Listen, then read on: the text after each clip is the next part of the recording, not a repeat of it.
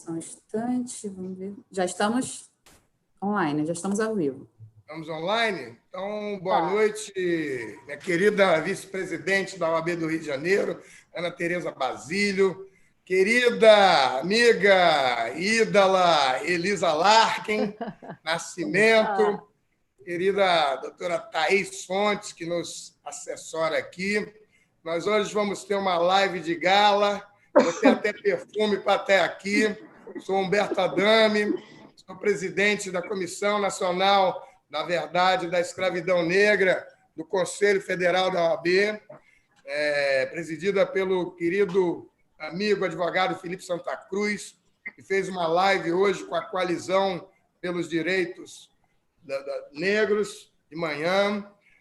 Também estou presidente da Comissão da Verdade da Escravidão Negra Estadual da OAB do Rio de Janeiro, presidida pelo querido advogado e amigo Luciano Bandeira, e também a Comissão de Igualdade Racial do Instituto dos Advogados Brasileiros, que é presidido pela queridíssima advogada Rita Cortez, que faz a segunda gestão de uma mulher em 192 anos no Instituto dos Advogados do Brasil, a mais antiga instituição brasileira. A nossa live de hoje, ela tem as queridas Ana Tereza Basílio, advogada eminente, vice-presidente da OAB do Rio de Janeiro, entre outros títulos que a Thaís depois vai mandar ver aí, e também pela querida Elisa Larkin, importantíssima intelectual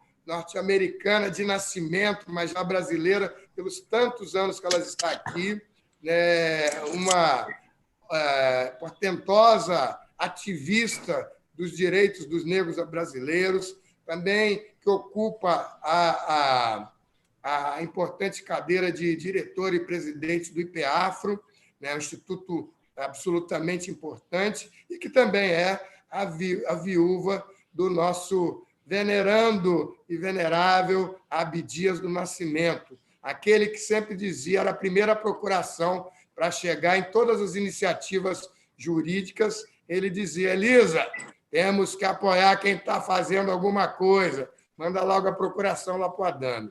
Então, a live de hoje é Direitos e Racismo. Eu não sei qual é a ordem que vai ter a seguir, se cada uma fala alguma coisa, Thaís, me diz aí, e vamos em frente. Quem é que vai ter a palavra agora? Então, doutora Ana Tereza Basílio pode fazer também uma pequena exposição. Só estou aqui para mediar mesmo. Obrigada, Thaís. Meu queridíssimo amigo, conselheiro da OAB, presidente de várias comissões, Humberto Adame, é uma honra imensa estar aqui com você e é uma honra imensa também estar com a Elisa Larkin Nascimento. Elisa é um paradigma, Elisa é uma ativista maravilhosa, presidente do Instituto, como você já mencionou. É uma honra muito grande para mim estar aqui hoje com vocês dois e para a gente tratar de um assunto tão relevante, tão importante para toda a sociedade. Então, hoje é um dia de muita alegria para mim e eu fico muito honrada de estar aqui com essas duas pessoas grandiosas e iluminadas, Humberto Adame e a Elisa Larkin Nascimento. É uma alegria muito grande. Muito obrigada por vocês todos que estão nos assistindo. Espero que gostem e que a gente possa aqui trocar ideias importantes sobre esse tema racial que é tão caro a todos nós. Tá. Elisa, pode também fazer uma pequena introdução. Olha, eu estou com muita alegria e muita honra de estar aqui com meu amigo Humberto Adame, cujo trabalho à frente da Comissão da Verdade da Escravidão Negra no Brasil, da qual eu sou integrante, é de realmente nos inspirar, nos fazer ficar orgulhosos pela presença e o protagonismo do negro dentro de uma instituição de tanta importância como é a Organização dos Advogados Brasileiros, dentro de todo um histórico da construção e da defesa do Estado democrático de direito. Eu agradeço muito o convite da nossa vice-presidente, Ana Tereza. Fico muito contente de estar aqui, conhecendo vocês. E eu gostaria também, de início, de dizer que o IPEAFRO, o Instituto de Pesquisas e Estudos Afro-Brasileiros, é uma instituição que cuida do acervo do Abdias Nascimento, que foi meu marido e que também foi um ativista em várias frentes, né? E de combate ao racismo. E eu quero agradecer o apoio das duas pessoas que me acompanham no IPEAFRO para esta atividade, que são o poeta Milson Santos e o jornalista Júlio Menezes. E deixar aqui minha gratidão a eles e a todas as pessoas que já passaram pelo IPEAFRO na pessoa deles. Então, muito boa noite e vamos então ao tema. E obrigada também, Thaís. Eu quero agradecer, Thaís, também pela sua iniciativa, né? E apoio em toda essa realização. Então, tá, obrigada. Então, vamos começar pelo doutor Humberto Adame. Então, a gente vai ter aqui um momento de, digamos assim, perguntas e respostas. Eu acho que vale a pena o debate. São duas mulheres brancas e um homem negro que é ativista.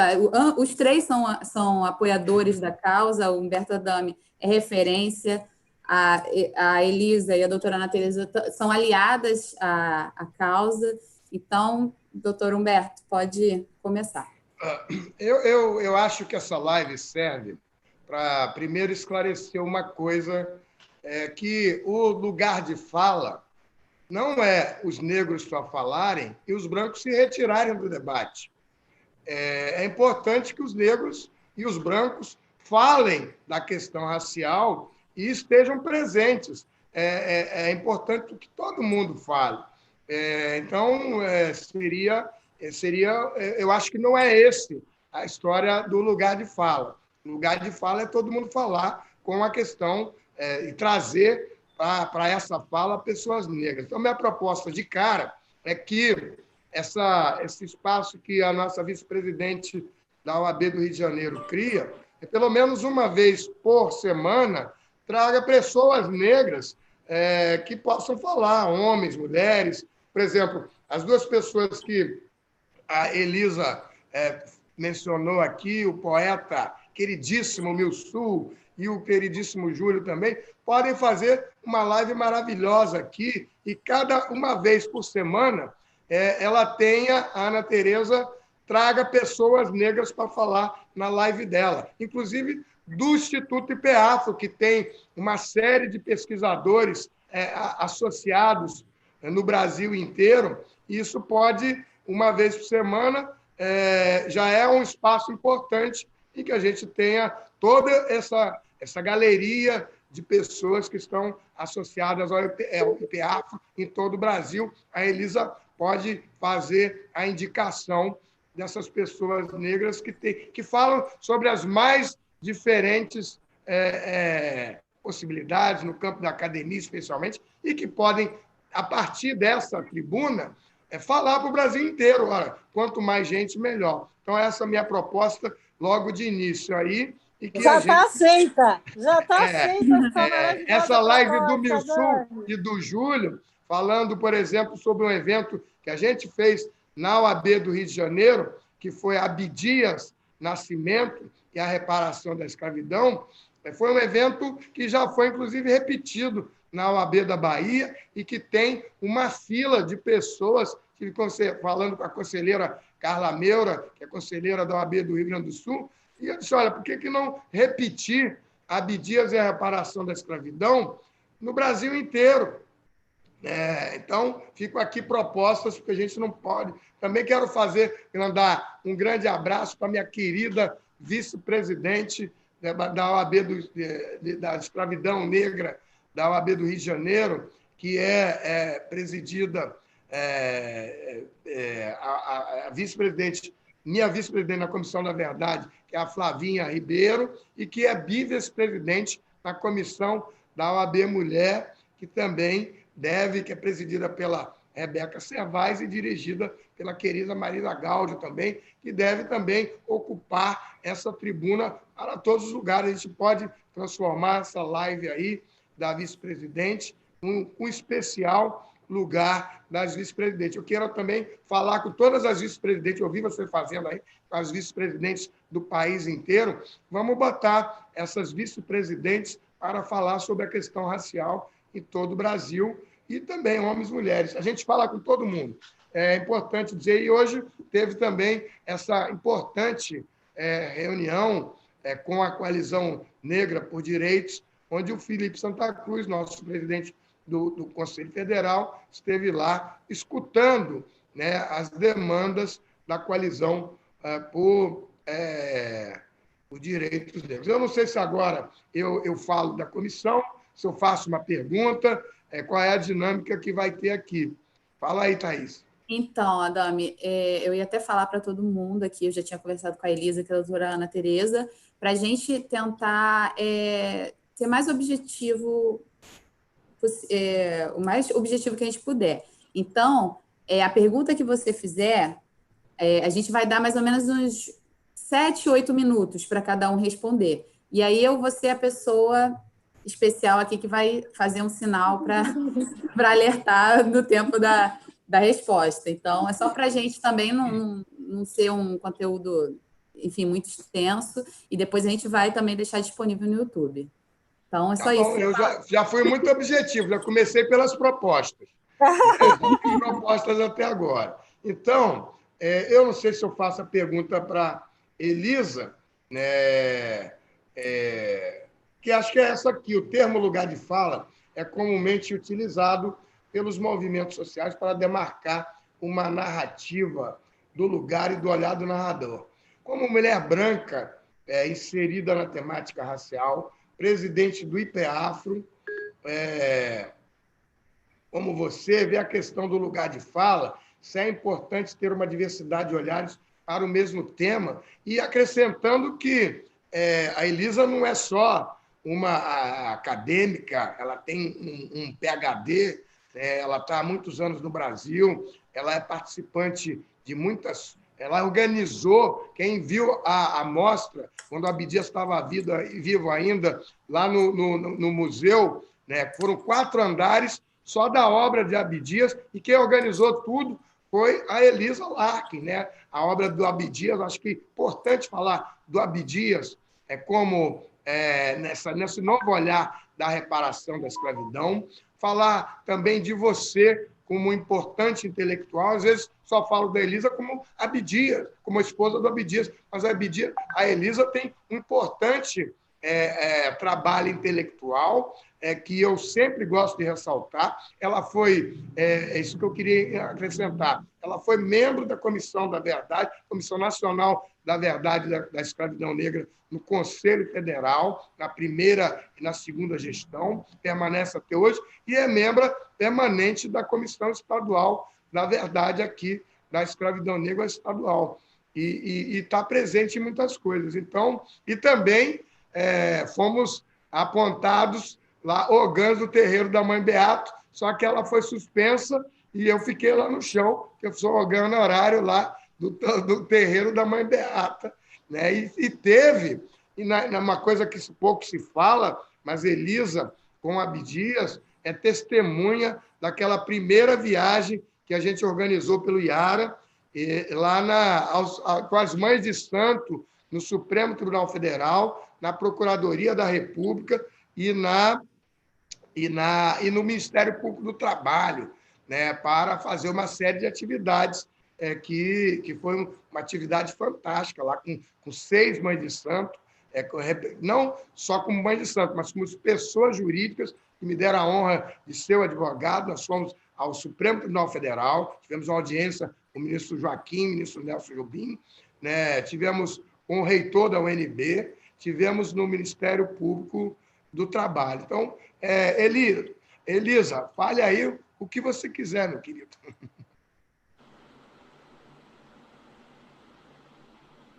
Bom, foi muito apropriado você trazer essa lembrança da viagem em 2005, né, com as Mães de Santo até o Supremo Tribunal Federal e visitando o Ministério do Trabalho e os outros lugares. Por quê? Porque eu lembro que o Abdias, naquele momento, disse: olha, eu troquei de sexo, agora eu sou mãe também. E ele foi como um grande ativista, eu ao lado dele, junto com essas Mães de Santo, foi uma das experiências mais interessantes que eu tive a honra de participar, realmente. E ela traz, logo de início, a questão de gênero, que é uma questão... Eu tenho um livro chamado O Sortilégio da Cor, Identidade, Raça e Gênero no Brasil. Tá? Esse livrinho aqui, que sai ao contrário, mas é ele. Então, a questão de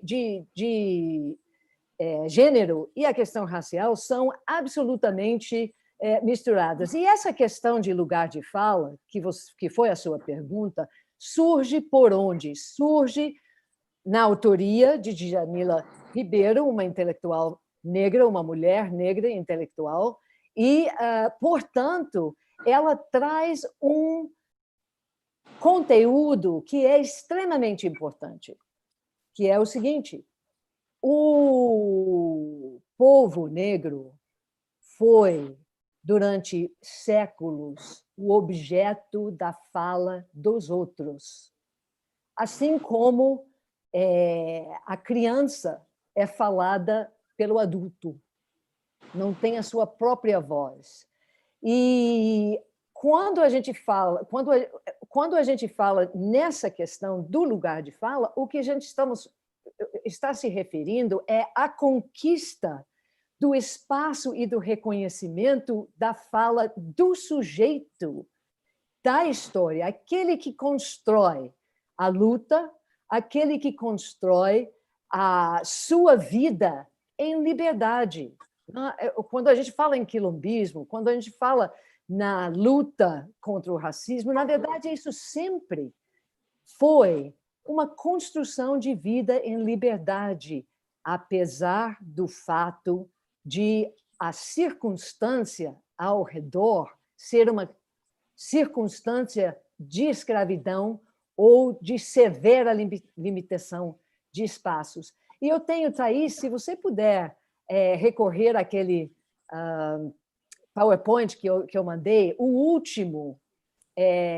a última imagem, ou a penúltima imagem, que é uma imagem de um... Eu queria ir lá no final. Isso, esse penúltimo. Aí. Deixa eu abrir aqui, só um instante. Sim.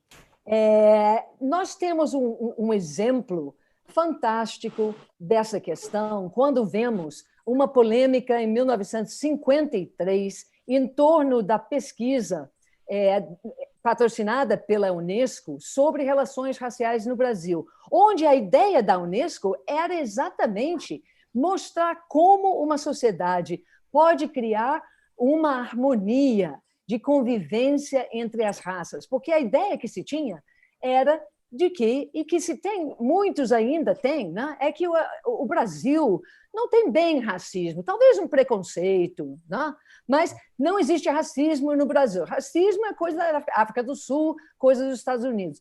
Essa pesquisa foi feita pela Unesco por vários sociólogos, Florestan Fernandes, Roger Bastide, e o primeiro Congresso do Negro Brasileiro foi feito em 1950 pelo Teatro Experimental do Negro, com Abdias do Nascimento, Guerreiro Ramos, Aguinaldo Camargo, Eunídice Rodrigues e outros à frente, e coincidiu com o lançamento dessa pesquisa. Um dos sociólogos, o que fez a pesquisa no Rio de Janeiro, se chama Luiz Aguiar da Costa Pinto, se fez amigo do Teatro Experimental do Negro, e ele mesmo diz no livro dele que toda a pesquisa dele gira em torno do processo de organização que ele testemunhou e também do próprio Congresso, primeiro Congresso do Negro Brasileiro, em 1950. Muito bem, então ele constrói a pesquisa dele a partir disso, e numa relação de suposta amizade com esse grupo. Quando ele publica o livro, há uma série de questões no livro que são questionadas pelos intelectuais do Teatro Experimental do Negro, inclusive documentos que emprestaram e que nunca voltaram, e também, mas sobretudo, a maneira chula e desrespeitosa com que ele, no livro, qualquer pessoa pode pegar o livro e ler, se chama O Negro no Rio de Janeiro, teve uma nova edição pela UFRJ nos anos 90, e ele fala de uma forma extremamente agressiva e racista contra esses intelectuais negros, chamando-os de... enfim, a questão há uma denúncia, o Guerreiro Ramos, Abdias Nascimento, Sebastião Rodrigues Alves, Ironides Rodrigues levam uma denúncia para a Unesco dizendo, olha, vocês patrocinaram essa pesquisa aqui, vocês precisam saber o que aconteceu.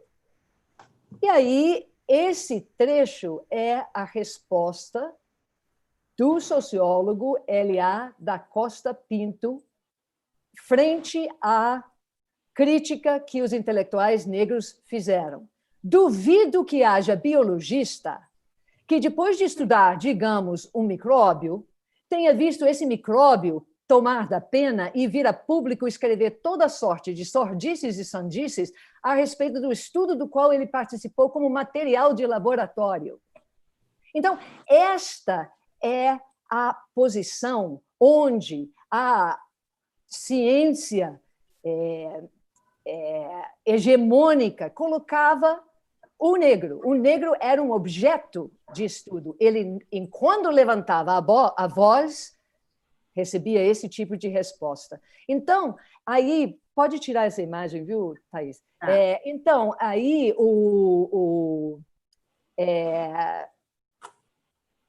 a reivindicação, não é a reivindicação, a definição de um conceito de lugar de fala surge desse tipo de situação, que é o que mais prevalece e até hoje ainda prevalece.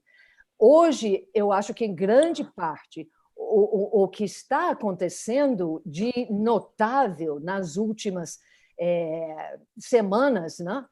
Com a comoção que seguiu a um incidente ocorrido nos Estados Unidos, é exatamente que, de repente, a sociedade está começando a acordar. Mas o que eu gostaria de trazer para vocês depois, encerrando esta resposta, é um pouco de um olhar sobre o fato de que, desde a primeira vez que um africano pisou nas Américas, escravizado, ele é protagonista da história dele, ele tem o pensamento dele, ele tem a ação dele e constrói a sua vida em liberdade através da experiência dos quilombos e das outras formas de resistência que sempre protagonizou. O que falta é o reconhecimento pela sociedade hegemônica, tanto na área acadêmica como na área da prática, ouvir, reconhecer e ter a sensibilidade de entender o que essa experiência significa.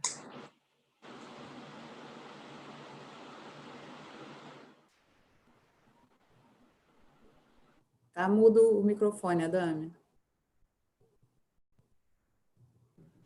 Eu disse que essa é aula, né?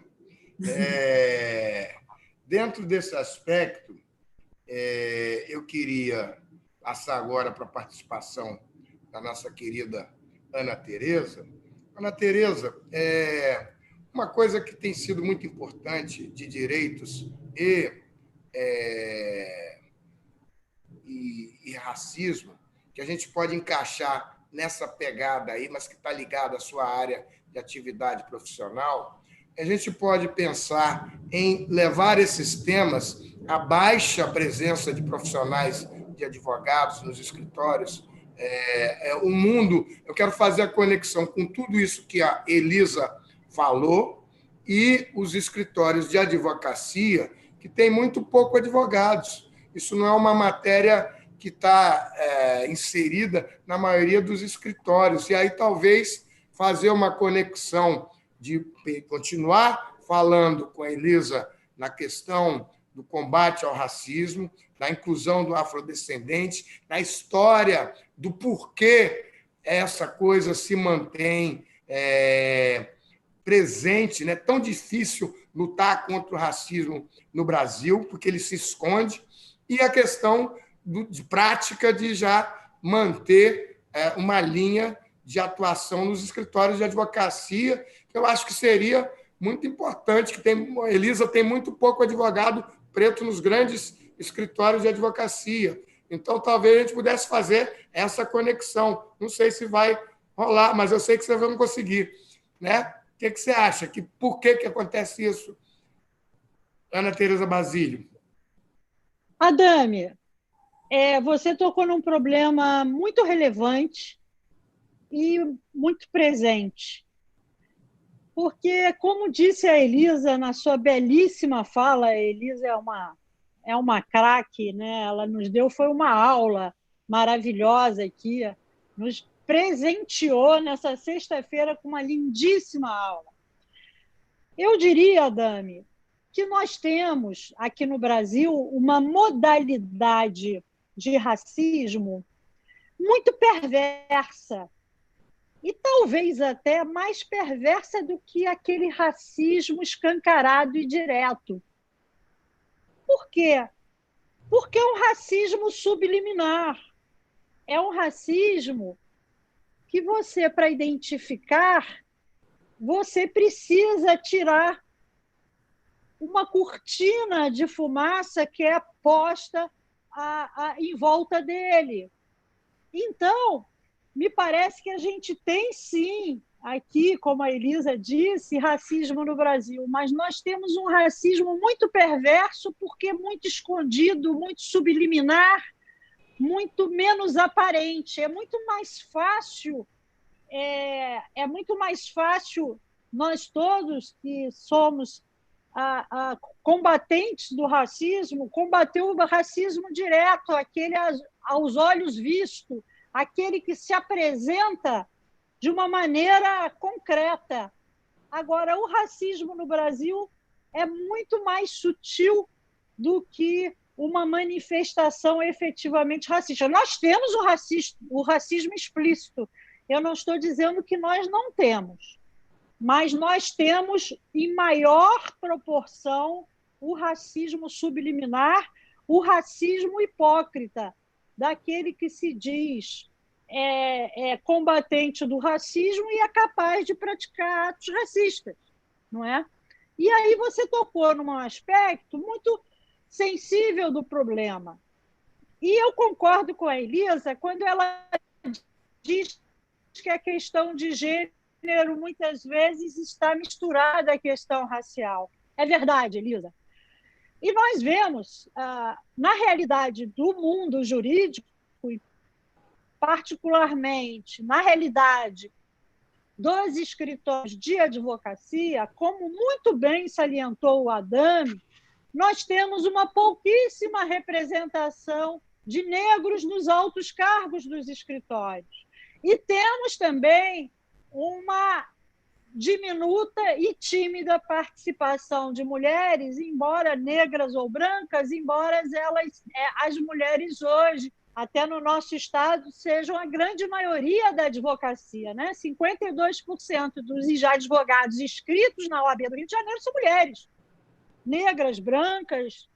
Então, nós temos um problema nos escritórios de advocacia, principalmente nos altos postos, muito grave. E é um problema, Adame, que a gente não detecta tanto nos cargos públicos ou detectem menos proporção nos cargos públicos, porque o concurso acaba por ter uma forma de ingresso mais impessoal, né?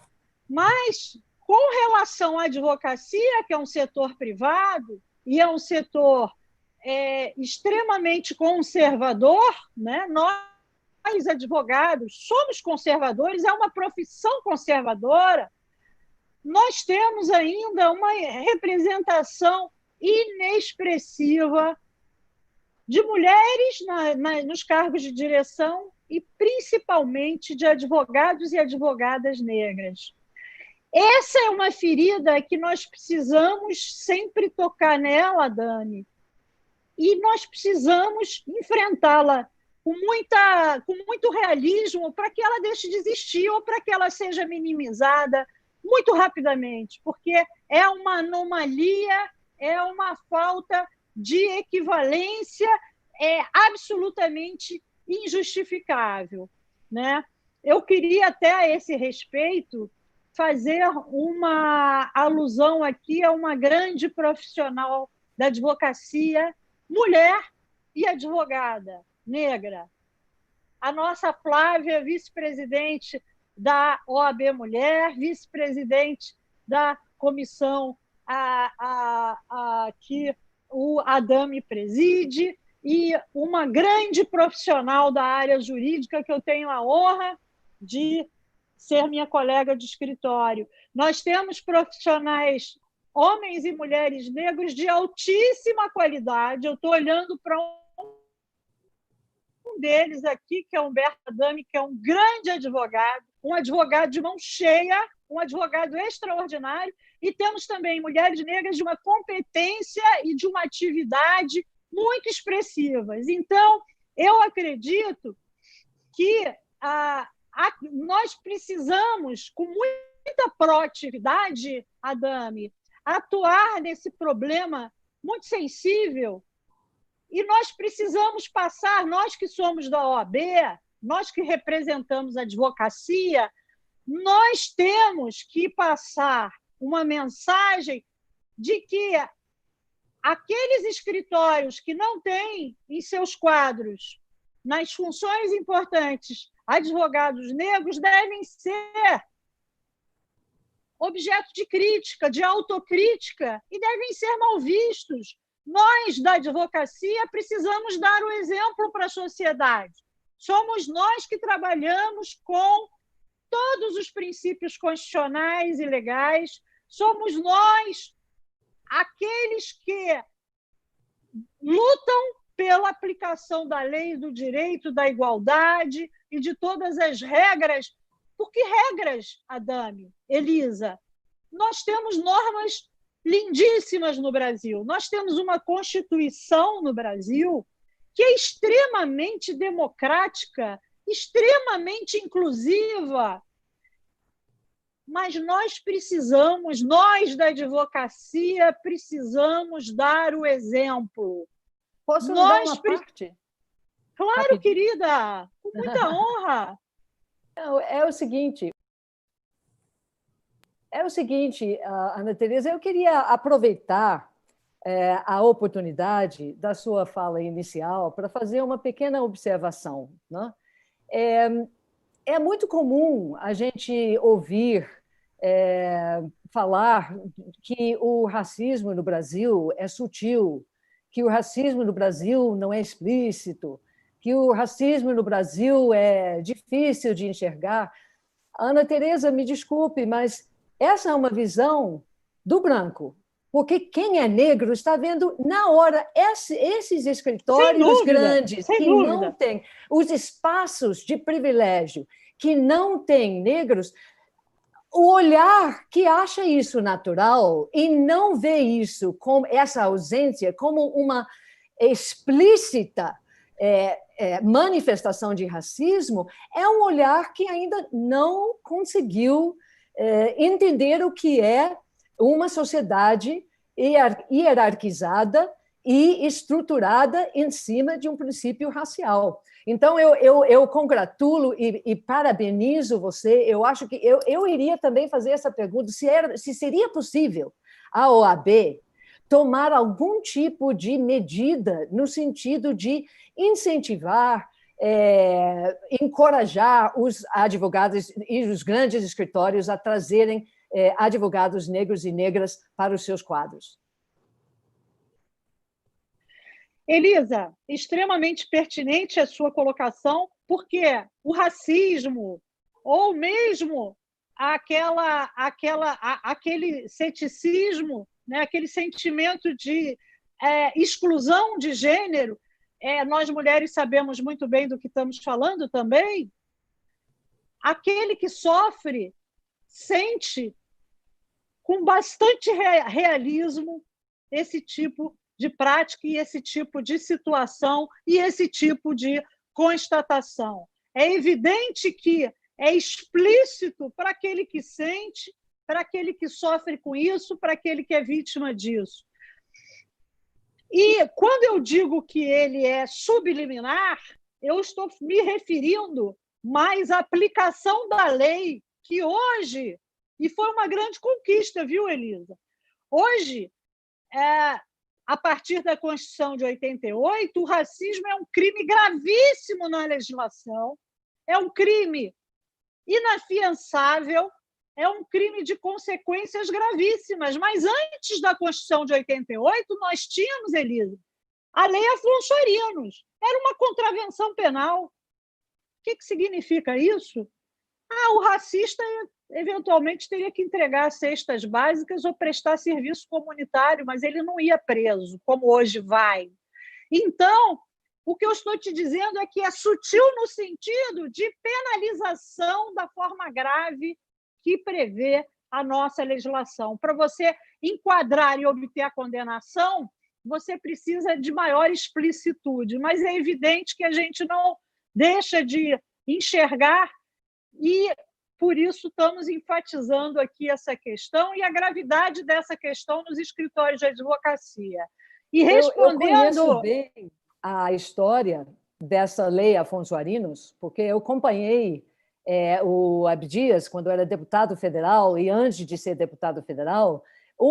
E é importante, Ana Tereza, foi muito bom você trazer essa questão, dar o crédito ao movimento negro como sendo o protagonista desta conquista. Sem Porque dúvida. realmente o movimento negro e advogados negros organizados na OAB da época, eu estive em São Paulo numa grande reunião onde os advogados negros se organizaram exatamente para contestar a Lei Afonso Arinos. Em 1983, 5 anos antes da promulgação da Constituição de 88, o deputado federal Abdias Nascimento propôs um projeto de lei em 1661 de 83 que foi criar, a partir desse movimento coletivo, uma lei que definisse o racismo como crime qualificado, crime de lesa humanidade. Esse projeto passou pelas comissões, foi aprovado e, como outros projetos dele, só não chegou à votação em plenária por uma questão de acordo de liderança. Ana Tereza, eu poderia lhe fazer uma pergunta que a mim... Mas, por favor, minha querida, claro! É uma questão minha que vem há muito tempo, eu pensando, porque desde os anos 90, né, as mulheres brancas vêm conquistando a profissão de juíza cada vez mais. Né? Na maioria dos casos, são mulheres brancas jovens, com pouca experiência de vida, que ganham concursos mediante estudo intenso bancado pela família, ou seja, em função de seu privilégio racial e econômico. Essas mulheres, com sua procedência e pouca experiência de vida, julgam casos que envolvem pessoas negras. Como você avalia essa situação à luz das exacerbadas desigualdades raciais comprovadas no sistema penal e penitenciário? E, a partir dessa sua avaliação, em seu entendimento, qual seria o papel da mulher branca, advogada e ou juíza diante do racismo e do combate ao racismo?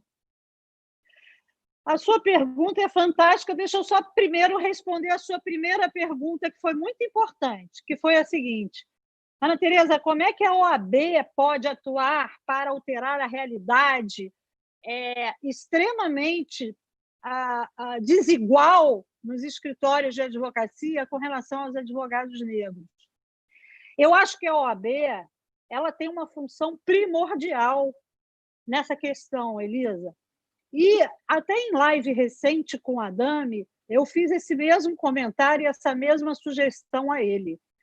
Eu acho que nós precisamos, na verdade, enquanto OAB, premiar, enaltecer os escritórios que, ao contrário da maioria, têm advogados de todas, de negros, brancos e representantes de várias categorias. Nós temos que premiar, criar uma premiação, incentivar, porque eu acredito muito, muita gente fala assim, não, mas não deveria punir?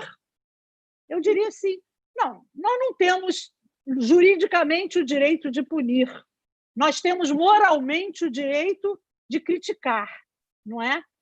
Mas eu acho o seguinte, eu gosto de ver as coisas, Elisa, pelo lado positivo. Se eu começo a premiar, através da comissão do Adame, com respaldo da OAB e da sua direção, e o meu presidente, Luciano Bandeira, também é um grande apoiador dessa bandeira também, eu diria o seguinte, se nós começarmos a prestigiar, elogiar, premiar aqueles que agem certo, aqueles que dão oportunidade, nós vamos ter os outros que não foram premiados interessados em também atingir esse grau de reconhecimento público. Acredito Ana Tereza, muito nisso. Tem uma possibilidade, isso me inspira a pensar o seguinte, viu? O Adame vai lembrar disso. Existe uma tradição já criada pelo Centro de Articulação das Populações Marginalizadas, o CEAP, que durante vários anos patrocinou um prêmio da Camélia, né? O prêmio Camélia da Liberdade. Por que Camélia da Liberdade? A camélia era plantada e cultivada por um quilombo aqui no Leblon e passou a ser, no Rio de Janeiro, o símbolo do movimento abolicionista. Então, quando havia questões de trânsito, quando havia questões de censura, de não entrada nos lugares, a pessoa se identificava portando a sua camélia, as pessoas compravam as camélias daquele quilombo para apoiar esse quilombo. Uma pesquisa belíssima do Eduardo Silva, e aí o CEAP pegou essa camélia como um símbolo e criou o Prêmio Camélia da Liberdade. Quem sabe a OAB poderia fazer uma Camélia da Liberdade do Direito no Rio de Janeiro. Exatamente. Inclusive, eu diria o seguinte, eu já li esse trabalho sobre a camélia e a princesa Isabel, na época, antes de assinar a Lei Áurea aqui no Brasil, ela justamente plantava camélias. E todos que visitavam a casa dela em Petrópolis, o Palácio Imperial em Petrópolis, recebiam da princesa Isabel uma camélia na lapela, justamente pela causa abolicionista. Essa é a origem da camélia ligada à causa. Veio desde a princesa a origem, Isabel. Desculpa interromper, mas a origem é desse quilombo. Novamente, a gente precisa voltar para a questão do protagonismo do próprio negro. E no movimento abolicionista, essa é uma questão fundamental. Porque a ideia que nós temos é de uma abolição que foi uma dádiva de intelectuais brancos, da princesa Isabel, etc. Não foi. Foi uma conquista. Foi uma conquista, e eu diria o seguinte, a gente precisa lembrar, Elisa, que foi uma conquista dos negros, e os intelectuais negros na época do Império eram importantíssimos, e a gente tem vários exemplos dele. André Rebouças era um grande ativista, frequentava a casa do imperador, era um grande amigo do imperador, José do Patrocínio e vários outros que fizeram um trabalho maravilhoso, e foram eles que conquistaram, não tenho a menor dúvida disso. E, aliás, o Brasil, eu diria isso com muito orgulho, o Brasil tem grandes intelectuais negros. Talvez, Elisa, os maiores intelectuais brasileiros tenham sido negros. E eu vou começar aqui pelo exemplo do primeiro presidente da Academia Brasileira de Letras, que foi Machado de Assis, que era negro. Nós temos vários exemplos de negros importantíssimos do ponto de vista mundial e cultural no Brasil. E a gente tem que lembrar disso, porque foram precursores muito importantes. E eu acrescentaria também que um dos institutos mais importantes do Império no Brasil era o IAB, o Instituto dos Advogados Brasileiros, onde eu tenho a honra de ser diretora, e o Abame é presidente da Comissão de Igualdade Racial, na qual, aliás, o meu marido é o vice-presidente. E eu diria o seguinte, o primeiro presidente, o mais importante, foi Montezuma, também um negro. E o IAB foi criado para adaptar a legislação de Portugal ao Brasil liberto, ao Brasil independente de Portugal. Então, esse país foi forjado por cérebros negros, Elisa, e a gente tem que lembrar disso. Mas vamos para as juízas brancas? Vamos para as juízas brancas. Eu não quero abrir mão dessa minha pergunta. Não vamos abrir mão das juízas brancas. Eu estou assistindo aqui a mulherada. A mulherada falar. Mas eu preciso, senão vão dizer depois, tá vendo? Esse banana foi lá, não falou nada, ficou só olhando e aprendendo. Mas eu quero dizer duas coisas ou três. Primeiro, que a Comissão Nacional da Verdade da Escravidão Negra, ela é a única comissão que está estabelecida de forma permanente em território nacional em 18 seccionais, além da Comissão Nacional. Tem várias subseções. Ainda anteontem a gente inaugurou de forma remota a Comissão da Verdade da Escravidão Negra de Piraí, que tem um material de pesquisa muito grande. A gente está fazendo essas comissões locais para possibilitar que esses advogados e advogadas negros e não negros, e também não só advogados, possibilitem trabalhar com a OAB nas várias subseções. Aí eu falo do projeto do Manuel Congo e talvez da Mariana Crioula, que nós fizemos um consórcio de subseções do Sul Fluminense para levar a história de Manuel Congo, segundo herói negro do estado do Rio de Janeiro, quilombola, que fez uma insurreição e que a gente está resgatando o trabalho do... Aqui vai parecer o contrário, acho, né? Mas Insurreição Negra e Justiça, que é um trabalho da época do Nilo Batista como presidente da OAB, e o CPDOC, que hoje é presidido pelo nosso querido Adesso Bucinja, na época ele era presidido pelo Duboc Pinot, na década de 80. E é a história do processo que resultou, em 1780, no enforcamento do Manuel Congo, cheio de falhas, e Nilo Batista e Duboc Pinot fizeram essa análise. Então, o CPDOC de 80, olha que coisa importante que a gente vem resgatar, e aí faz um consórcio para levar para a Conferência Nacional da OAB, como foi Luiz Gama, que é uma sugestão que nós fizemos também, e que a OAB fez o reconhecimento de Luiz Gama como herói da pátria. Foi a Comissão Nacional da Verdade que foi lá no Instituto Mackenzie entregar uma placa, na época o presidente Marcos Vinícius Furtado, e eu também, já como presidente da Comissão Nacional da Verdade, fomos entregar uma placa ao Instituto Luiz Gama e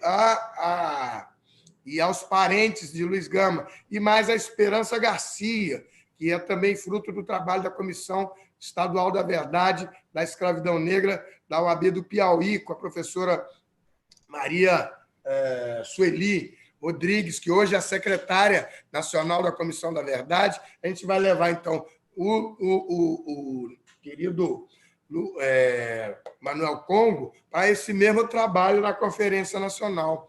Isso vai possibilitando que mais e mais gente venham conhecer essa história dos heróis negros que foram esquecidos na história oficial do Brasil. Não ia deixar de falar também da proposta de reparação. Estão sempre dizendo, mas e a reparação? E a reparação vai a caminho disso, com o que moveu o Conselho Federal a propiciar essa comissão em 2014, foi exatamente o crime da história da escravidão, como sempre se lembra o Iedo Ferreira, nosso querido amigo, né, e participante com 84 anos. Ainda ontem eu fiz uma live com o Iedo, a primeira live do Iedo, né? E reparação da escravidão, ele fala há muitos anos sobre isso, e o Iedo diz, é um crime de história da escravidão, o crime da história que é um crime de lesa humanidade, que é um crime que é imprescritível e que leva a culpa do tráfico negreiro, do negócio do tráfico transatlântico, que é o maior negócio de toda a humanidade, de lucratividade, que tem culpa do Estado brasileiro, da Igreja Católica e da coroa portuguesa. Então, vou cortar lá. E por isso tudo, eu quero dizer que a Comissão da Verdade, então, tem esse aspecto.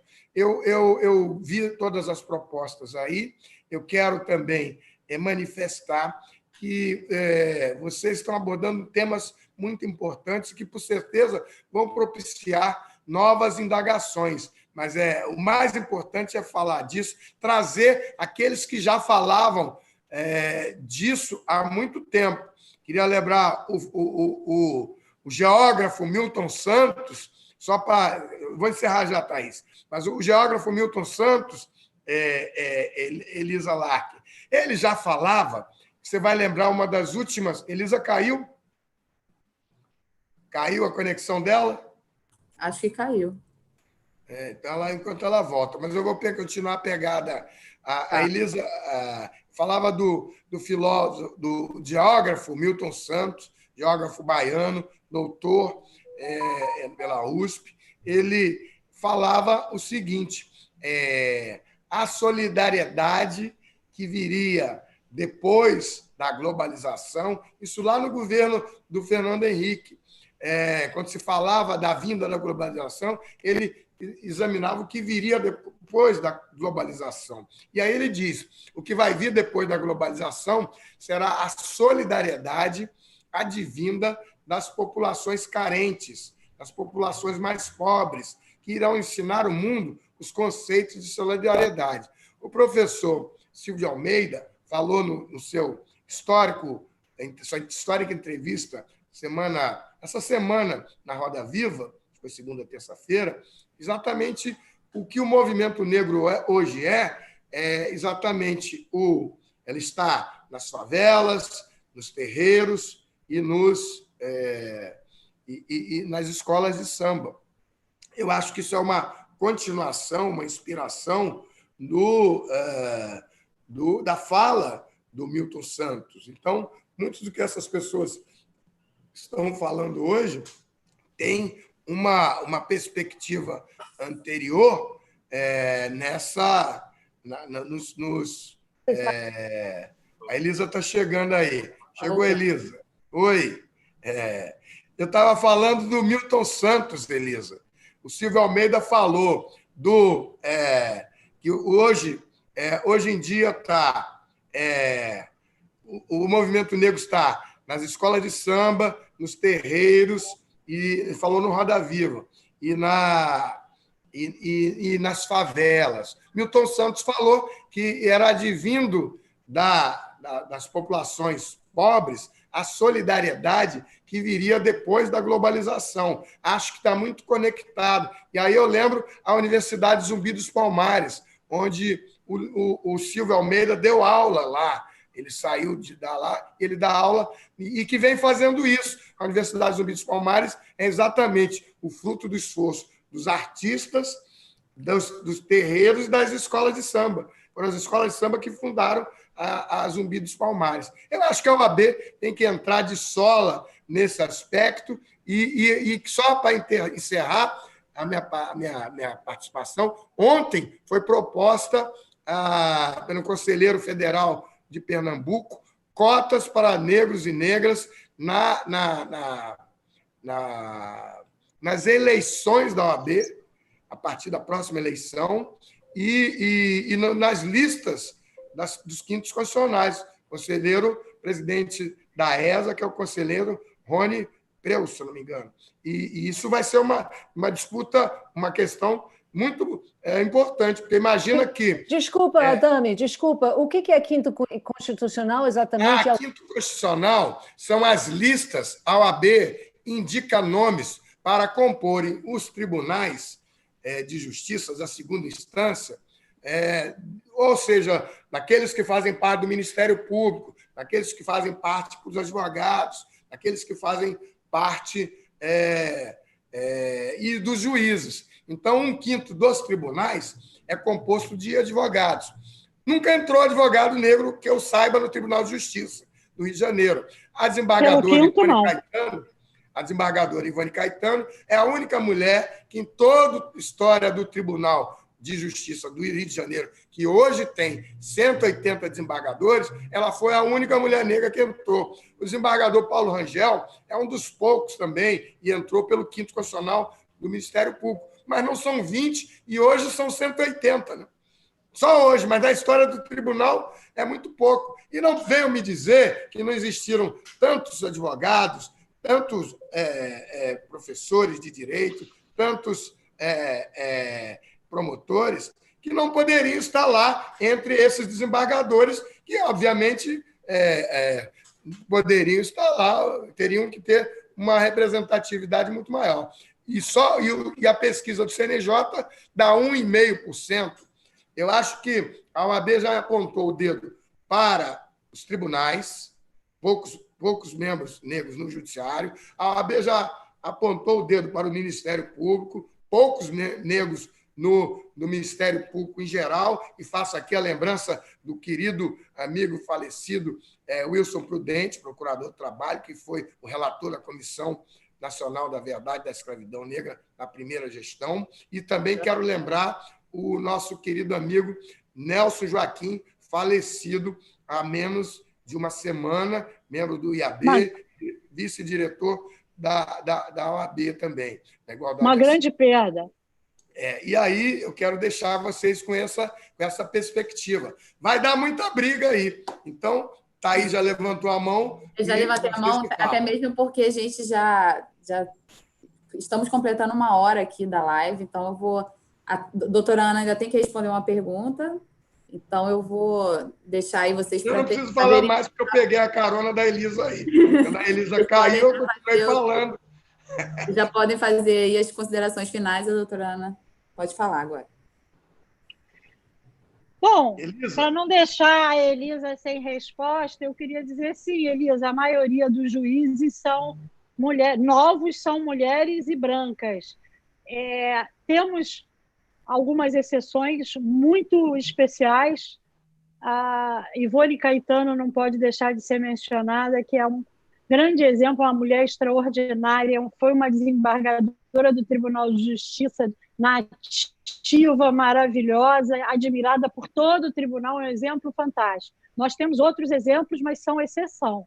E isso se deve à dificuldade, sim, de estudos, de acesso à boa preparação para o concurso, e isso tudo decorre da imensa desigualdade que a gente ainda sofre no Brasil.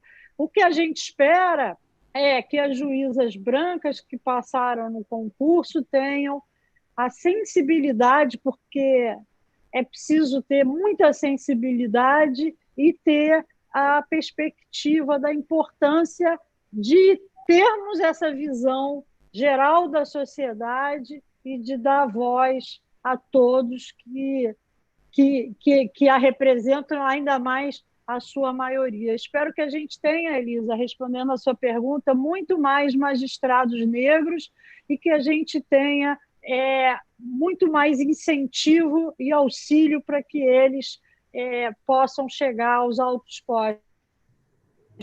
Há grupos fantásticos de pós-graduação para advogados negros. Eu até já tive a honra de dar aula para um deles, né? Já dei aula para um deles, foi uma honra muito grande, mas tem muito a fazer. E quem sabe, Elisa, a gente não marca outra live com a Dami para a gente desenvolver esse assunto muito mais na abrangência que ele tem e de acordo com a relevância que ele tem. Então, aqui já vai um convite para o Adame e para a Elisa, para a gente voltar em outra live, tratar particularmente desse problema da falta de negros nos cargos importantes do judiciário, da advocacia e da sociedade como um todo.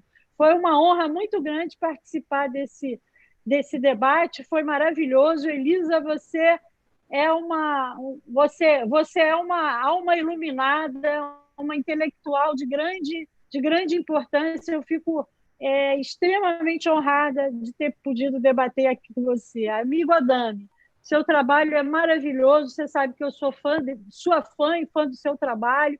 O trabalho que você tem feito na OAB é extraordinário e muita coisa ainda vai ser feita por você, eu não tenho a menor dúvida, à frente dessas bandeiras tão importantes. Gente, muito obrigada.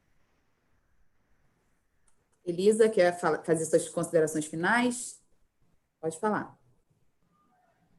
Sim, eu quero também novamente agradecer a oportunidade de estar aqui com você, Ana Tereza, com o meu amigo Adame, e nesse contexto, né, dessa instituição tão importante. Eu, atendendo, né, ao convite da Thaís, havia trazido algumas imagens e referências a essa luta protagonizada pelo movimento negro durante tanto tempo e algumas referências de organização, mas não vai ter tempo para isso, mas eu gostaria de pedir, acho que é 1 minuto e 30 segundos, né?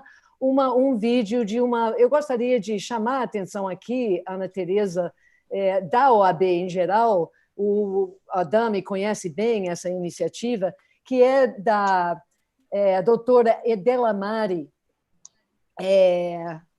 lá de Brasília, do Ministério Público do Trabalho. Oi? Nossa parceira do Nossa Seminário parceira, Nacional exatamente. Quilombola. E a Edela Mari organizou 2 simpósios extremamente valiosos em Brasília.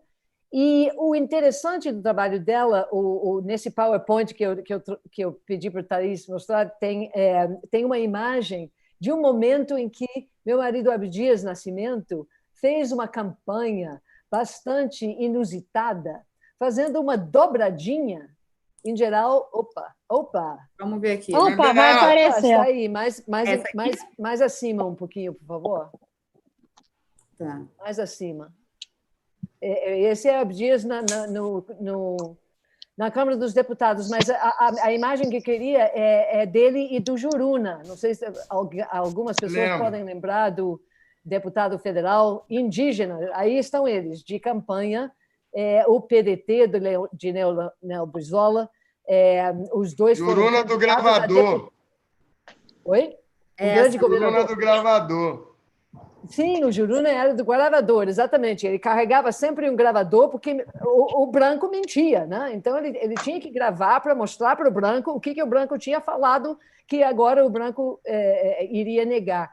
Mas o Abdias e o Juruna fizeram uma dobradinha que é o contrário da dobradinha normal, que é o seguinte: normalmente o candidato a deputado federal faz dobradinha com candidatos a estadual, que levam o nome dele em várias santinhos, etc. Então a organização da coisa é por aí. Os dois aí, nesse caso, eram candidatos a deputado federal, ou seja, eles estavam disputando o mesmo eleitorado, mas eles fizeram essa dobradinha assim mesmo. E o que acontece agora? O Ministério Público do Trabalho, em conjunto com instituições da sociedade civil e com representações e lideranças do movimento indígena e do movimento negro e fazem um movimento belíssimo. E eu mandei para você, Thaís, um link para um pequeno vídeo. Só de 2 minutos. É esse? De 2 minutos é muita coisa? Assim, vamos assistir e terminar então em seguida, pode ser? A gente pode, pelo menos, dizer o nome para a pessoa, o público, saber quem... Eu vou colocar aqui, só um instante. Lê aí, Elisa. É o canal Auri, não é? Canal Auri. Lê aí. Vou mostrar aqui, ó. Aí, o canal Auri é o canal dessa iniciativa que junta os povos indígenas e negros, e esse é um passo extremamente importante. Nós temos que sempre, e tanto na tradição africana como na tradição de vida indígena, nós temos a prerrogativa, a importância absoluta de viver em harmonia com a natureza. Essa é uma questão que vem tanto dos povos indígenas como também da tradição africana. E nós estamos levando o planeta para a extinção. O planeta não, é a raça humana e os animais para um processo de extinção no planeta.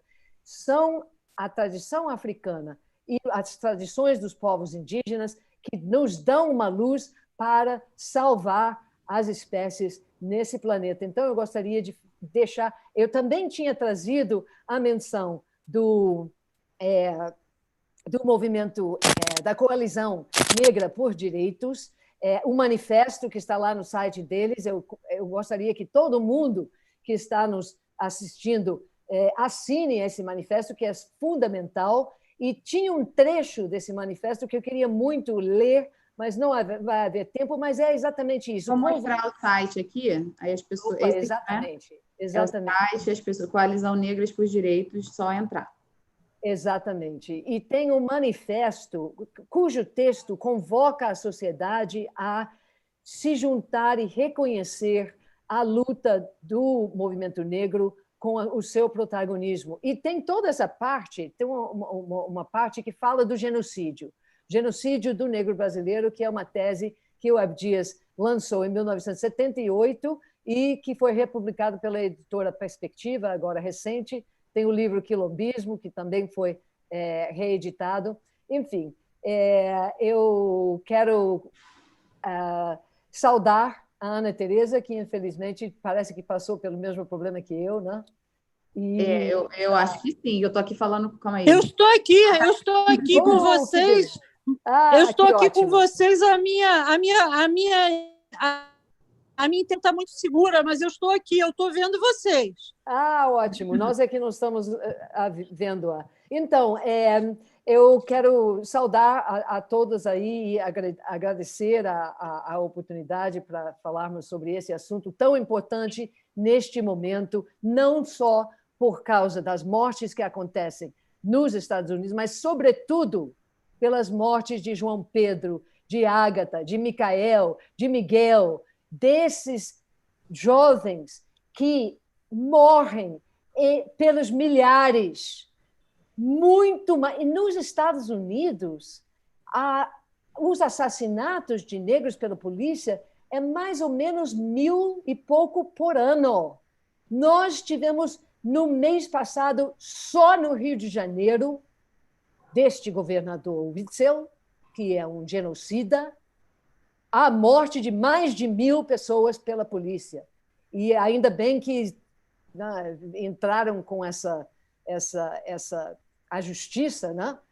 Proibiu as ações nas favelas. Espero que essa proibição continue. Então, muito boa noite para todos que nos ouvem. Obrigada, Thaís, pela sua paciência.